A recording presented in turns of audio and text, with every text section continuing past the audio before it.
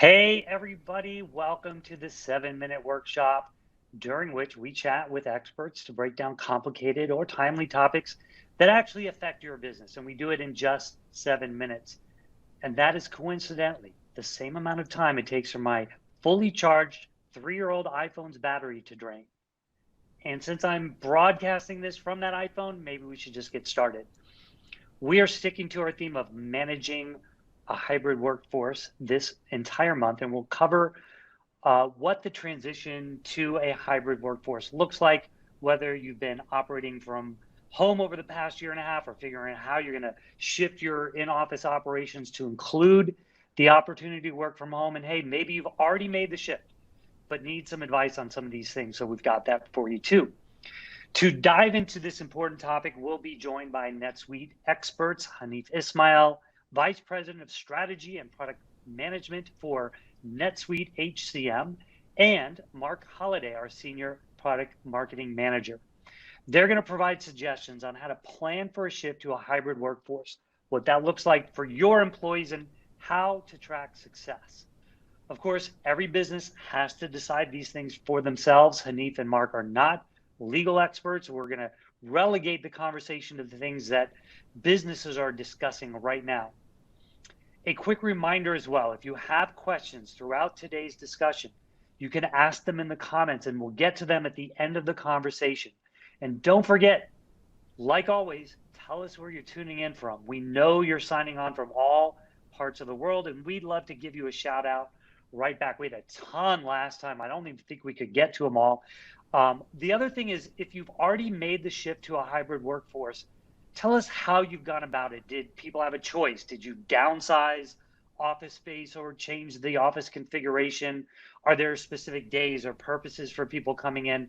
Whatever you're doing, drop it in the comments and we'll relay that on air. We'd like to help people out with how you've done it as well. Okay, please join me in welcoming Hanif Ismail and Marc Holliday. Hey, Marc. Hey, Hanif. Thanks for joining us. Hey, it's great to be back here with you, Fritz. Hello, Hanif. Hey, Marc. Hey, Fritz. Great to be back again.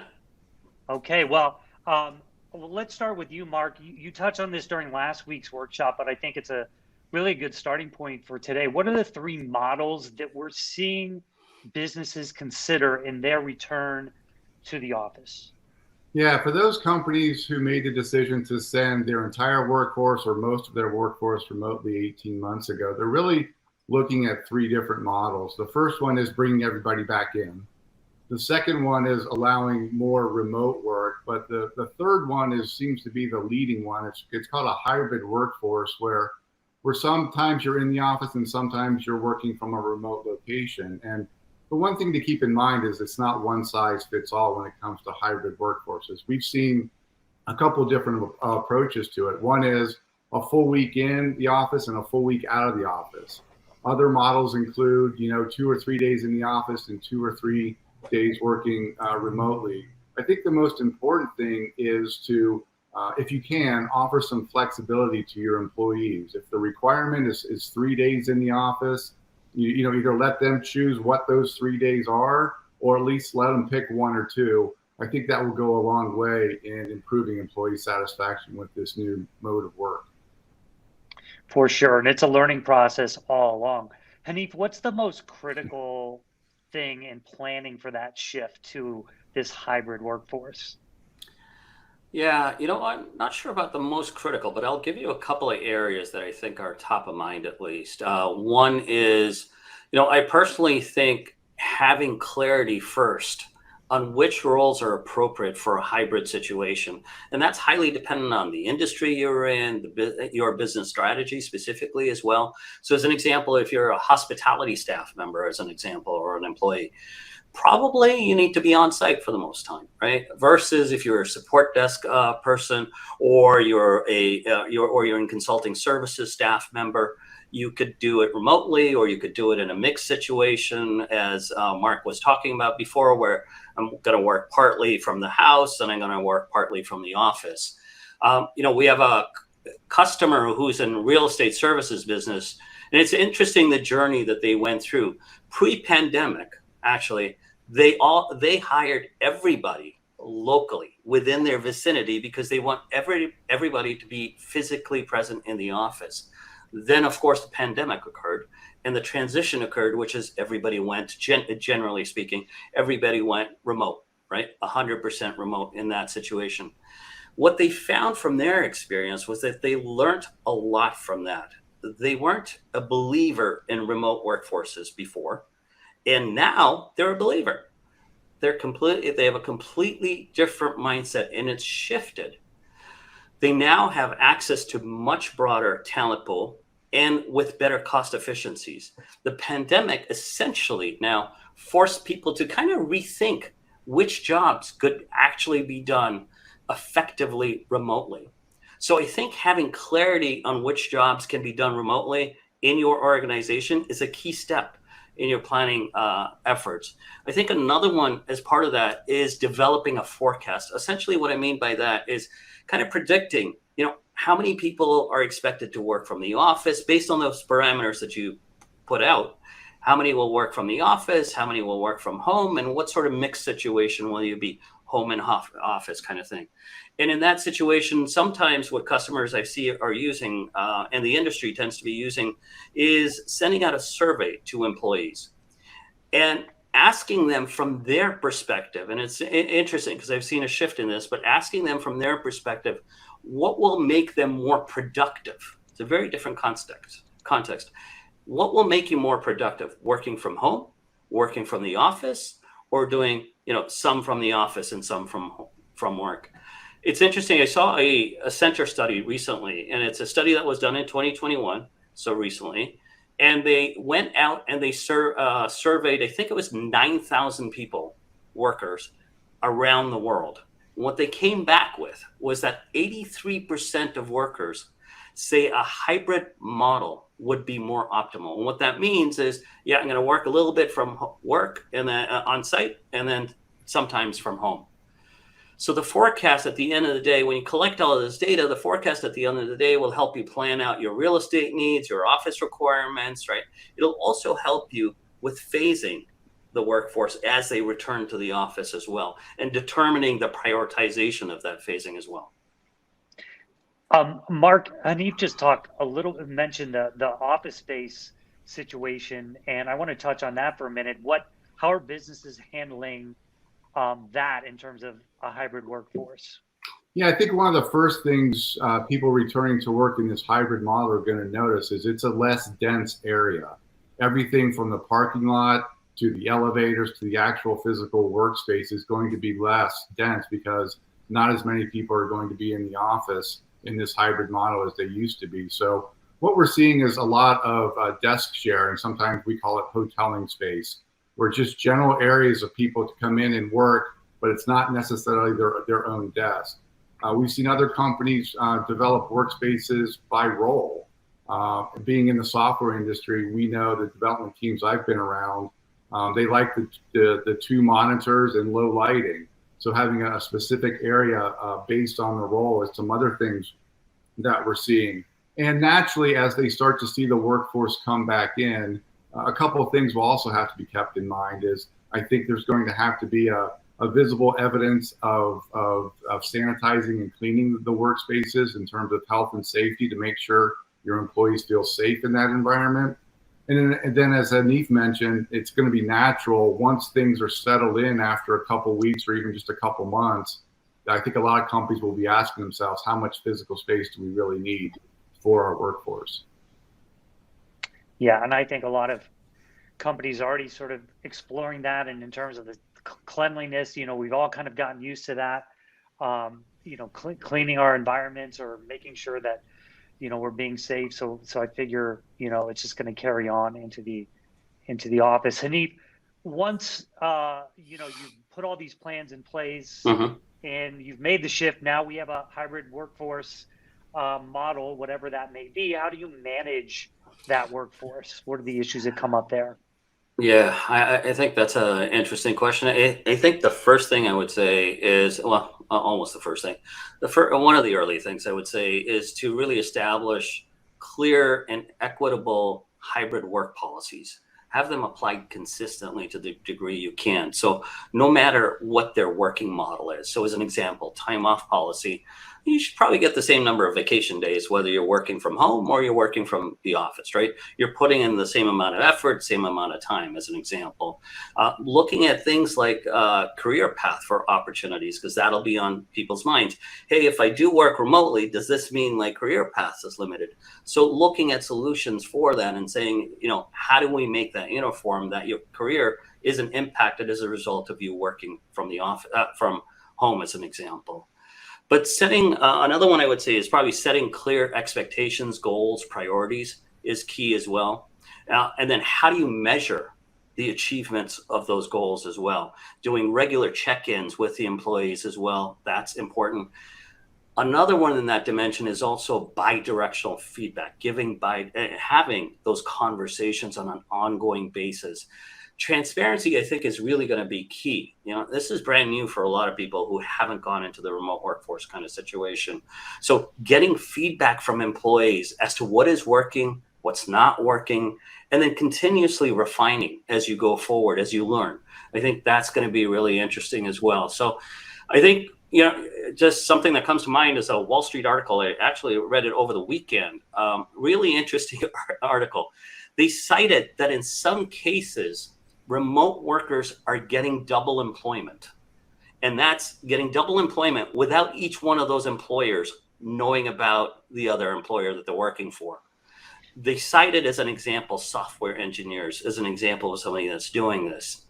In fact, they put in, if you accumulate the two jobs, the number of hours they put in, they actually put in less than the standard 40 hours a day. So they're actually putting in less work, but they've got two jobs and two pays coming in. The interesting thing was also, and get this, this shocked the crap out of me, to be honest. There are actually guides in place as to how to live a secret double work life. That's just amazing. There's a lot of hints around this. One of them was, hey, have two laptops going. And they actually have two laptops going. You're plugged into two meetings at two different companies, and you're participating in both. And how do you do that effectively? Well, there's a guide for that. So it just blew me away. But, having clear goals, monitoring goal progress, right? Having that regular check-in and make sure that employees are engaged is fundamentally important. I think, if you go beyond that, you start seeing things like, encouraging people to be on video as an example, as much as they can. I think that helps a lot. How many times have we been on calls and somebody might not be on video and you called out their name and you don't get a response for a little while, right? And there's always exceptions in situations, but if it happens consistently, then it makes you wonder, are people engaged? So looking for hints like that as well are key. Another one that comes to mind is probably reducing collaboration barriers, because now you're going to have a mix, right? You'll have some in the office, you'll have some at home. And having collaboration tools in place to be able to support those conversations, unified conversations. But also, I think Marc mentioned this earlier, some teams are starting to look at and saying, you know what? We want to be in the office day 1, day 2, day 3. Pick up Monday, Tuesday, Wednesday. We'll be in the office, or whatever days works for the teams, and then that allows them to connect at a human level. But it also allows them to collaborate, impromptu collaboration as well. And then the other 2 days they're working remotely and they're focused on getting certain tasks and activities done. Those are the ones that top of the mind that come to mind right now. Yep. I want to open this up to some questions from the audience for those tuning in. If you have questions, keep commenting, keep shouting out. We'll do our best to say hello, answer some questions, and do so in the remainder of our time. We do have a shout out from Sean in New Hampshire, and I wanted to get your guys' reaction to this. He says he feels it's tough for the in-office team to remain connected to the full remote workforce and feel like one team. And Hanif, you were just kind of mentioning that connectedness and that sort of thing. But what are some other, either of you, hints or ideas about, how people can feel, you feel like maybe if you're remote, you feel like, oh man, they're having such a good time in the office. Maybe you need somebody who has some expertise on the remote side. How do you build that cohesion better? Yeah, I've seen a couple of things that happen, and it supplements that as well. So I've seen some situations where, aside from, the weekly kind of sync up kind of thing on site, I've seen people say, "Hey, let's move to a quarterly sync up as opposed to a weekly sync up." So there's different schedules that people are looking at. That's one. I think on the collaboration tool, just coming back to that, I personally think there's going to be a significant amount of innovation in this space that needs to come through, because as you're collaborating with people, and like was just said, you've got some in the office, some at home. One of the things is, hey, everybody's got to stay on video, even in the office. So maybe let's say you're using a collaboration platform or a video platform, whatever you choose to use. But in that sense, I've seen some teams say, I've got to log into that. Even if I'm in the conference room, I still log into that from my desktop. So everybody around is connected directly to the same tool, so that you don't walk away and all of a sudden go to the whiteboard and start chalking something else, because you're conscious of it, because you're logged in and they're seeing you on their camera as well at the same time. So I think people are applying different kinds of techniques around that. Yeah. Marc, one of the things that I think is going to become really important, maybe probably already is important, is measuring the success of productivity, performance management in a hybrid workforce. Do you have some thoughts or tips around that? Yeah, I've been a manager and a remote worker, a manager of hybrid teams and a remote worker for about the past 10 years. So success, it goes back to managing by goals and objectives. Like Hanif had said, it's really important when you're not in the same space with your teams every day, that at least you understand what the work is. And I've always adopted a philosophy of, as long as the work gets done, it doesn't matter when or where you are. And I think that's worked really well with the teams and for myself. And I also think that, other productivity measurements are still going to be there. Senior leaders, executive leaders are going to still be looking at sales, profits, customer satisfaction, all those traditional success metrics. But when it comes down to productivity, you got to look at, are people getting the work done on time? What's the quality of the work, and measure to those things so that they continue to stay not only connected to the work, but also to their colleagues through the ways that Hanif mentioned. Video conferencing is probably here to stay. But I also think an old-fashioned phone call can just go a long way just to connect with people as well. Yeah, I think it probably will be hard to prove your productivity if you're working those two jobs, as Hanif was talking about from that Wall Street Journal article. Hanif, are there some cost implications of a hybrid workforce?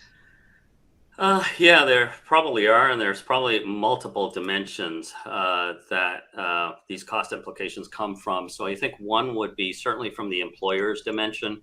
From the employer's dimension, there is cost savings potentially there as well. So, you may be able to reduce, as an example, your office space, your real estate requirements may get reduced. And obviously from that, there's a significant financial benefit that could come out of that. I think the other ones could be, and this is dependent on the companies as well, and the industries to some degree. So fringe benefits like cafeterias, some companies pay for employees' lunch as an example, or subsidize it, free sodas, coffees, whatever else, right? So there may be some potential savings from that. I think there's also a bigger one might be recruiting costs could significantly go down. So now once companies are comfortable that, hey, this hybrid thing is working, and they can go out and get remote workforces, then, it opens up the market. Your talent pool expands nationally, if not internationally. And you could go hire people from lower cost centers from where you are. So it could make a significant difference from that perspective, at least from an employer standpoint. And those are just some, but there's also a flip side to it. Excuse me. And the flip side to it is that could be an increase in costs. And there's various dimensions of that too. So one could be, as an example, if you don't have a video conferencing infrastructure in place, people don't have the right laptops that support collaboration and video conferencing and so forth. There may be some expenditure in those cases as well. I tend to think maybe also travel. So, I mentioned before that sometimes you might want to say, okay, look, a lot of people are working remotely, but we're going to get together on a quarterly basis or a 6-month basis, and everybody's going to come together in this one location, which means you're going to fly people in potentially and so forth. So depending on how you do it and what your patterns in travel are and the business that you're in, you could see an uptick in terms of travel expenditure as well. And then, even on the other dimension, there could be just operational costs. If the company decides that they want to sanitize each workstation, and I'm stretching it a bit, but let's say they want to sanitize each workstation every night, there's going to be costs associated to that as well. From the employee side, and we're all employees, so from an employee's perspective, you could save significantly on commuting costs. I moved from the San Francisco Bay Area, where my commute was about an hour and a half one way, to now I live in Fort Lauderdale. So significant change in commuting. And it's not just necessarily the cost, it's the time. For me, it was 3 hours a day spent in commuting. That's a lot. And then people can have childcare costs and so forth that they could save on as well. So let me get this straight. You went from an hour and a half drive to a 3,000-mile drive? Don't answer that. We actually have another question from Hamza, who this is kind of interesting. Asks, what's the most critical and successful way of job hunting these days? How could you have an edge on your competitors? So kind of seeing maybe, Marc, through the lens of this hybrid workforce, what are some things that might be changing around recruiting, and if you're somebody looking for a job or keeping job options open, how does this change the game there? Well, I think it can give the employer a competitive advantage in terms of offering that flexibility. I mean, there will be some companies who will not adopt a remote or a hybrid workforce. And I think those that can offer the flexibility for those that need it. I mean, there's still a good subsegment of the workforce who really just wants to go into an office every day. But if you're the person who wants that type of flexibility, I think it gives you a lot of different options. And I think it could give the employer a competitive advantage to strengthen their employer brand as a place that they want people to come to work under their set of guidelines for what hybrid working means to them. Yep. Yeah, I wonder also, Marc, I wonder if we might see even more postings in sense of, because they're considering, a company wasn't considering hybrid jobs before, and now because they're moving from on-site to hybrid, potentially you could see more jobs in the marketplace as well from that perspective. Whereas before it was just it had to be located in this particular area, and now it's opening up. So it'll be interesting to see what happens there as well. Well, guys, that's all we have time for today. A few other questions came in here at the very end, and Hanif and Marc will try to respond shortly on LinkedIn to those questions. So thanks for sending them in. Marc and Hanif, thank you so much for joining us. Our pleasure. Thank you, Fritz. Thanks for having us. As always, a big thanks to all of you for tuning in. We'll be back with Marc and Hanif again next week to dive deeper into a topic you all asked a lot about today: managing the productivity of a hybrid workforce, what to look out for, new skills that managers need to make it successful, and how to set effective goals around it. One of our favorite topics, productivity, performance management. That is happening on Tuesday, August 24th at 11:30 a.m. Pacific time. We will see you then.